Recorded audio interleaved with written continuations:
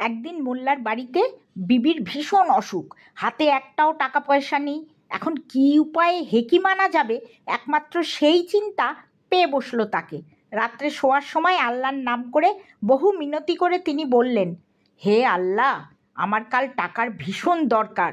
সে তুমি দেখতেই পাচ্ছ, তুমি গরিবের একমাত্র মা বাপ, তাই যে কোনো উপায়েই হোক আমাকে কিছু টাকার ব্যবস্থা করে দাও।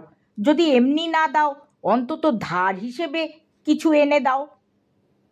পরদিন সকালে দরজায় কড়া নাড়ার ভীষণ শব্দে ঘুম ভাঙল মোল্লার। দরজা খুলে সামনে দেখেন পাড়ার সব বিশিষ্ট ব্যক্তি দাঁড়িয়ে আছেন তার সঙ্গে দেখা করার জন্য। মোল্লা তাদের দরজার সামনে সাত সকালে দেখে আগমনের হেতু জানতে চাইলে তারা বললেন, মোল্লা সাহেব, এত সকালে আসার কারণ আমরা আল্লাহর দয়াতে সবাই ভালো আছি, বেঁচে আছি, তাই তার সেবার জন্য এমন কিছু করতে মনস্থ করেছি। কি আর এমন করা যায়, অনেক ভেবে চিনতে আল্লাহর নামে গায়ে একটা মসজিদ নির্মাণ করতে চাই আমরা। এজন্য আপনাকে মোটা রকম কিছু চাঁদা দিতে হবে।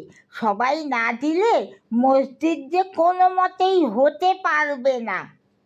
মোল্লা তখন খেদের সুরে বললেন, হা আল্লাহ, ধার না দিয়ে সুদ!